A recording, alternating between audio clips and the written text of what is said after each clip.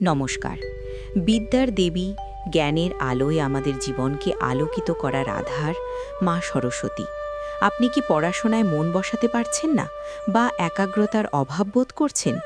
শাস্ত্রমতে মা সরস্বতীর এই পবিত্র স্তোত্রটি পাঠ করলে বা ভক্তিভরে শ্রবণ করলে বুদ্ধি প্রখর হয় এবং মনের জড়তা দূর হয়।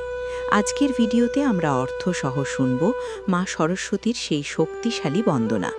যা কুন্দেন্দু তুষারহার ধবলা, যা শুভ্র বস্ত্রাবৃতা, যা বীণা বরদণ্ড মণ্ডিত করা, যা শ্বেত পদ্মাসনা, যা ব্রহ্মাচ্যুত শঙ্কর প্রভৃতিভির দেবৈহ সদা বন্দিতা, সা মাং পাতু সরস্বতী ভগবতী নিঃশেষ জাড্যাপহা।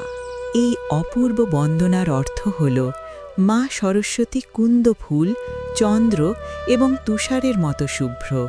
তিনি ধবধবে সাদা শ্বেত বস্ত্র পরিধান করে আছেন, যার হাতে শোভা পায় শ্রেষ্ঠ বীণা এবং বরদানের দণ্ড, যিনি শ্বেত পদ্মের ওপর উপবিষ্ট।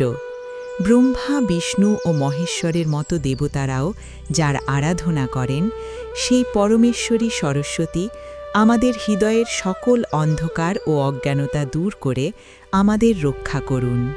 প্রতিদিন সকালে বা পড়ার টেবিলে বসার আগে এই বন্দনাটি পাঠ করলে আপনি নিজেই নিজের মনের পরিবর্তন অনুভব করবেন। মায়ের আশীর্বাদ সবার ওপর বর্ষিত হোক। ভিডিওটি ভালো লাগলে লাইক করুন এবং আপনার বন্ধুদের সাথে শেয়ার করুন। আমাদের চ্যানেলটি সাবস্ক্রাইব করে পাশে থাকুন। জয় মা সরস্বতী।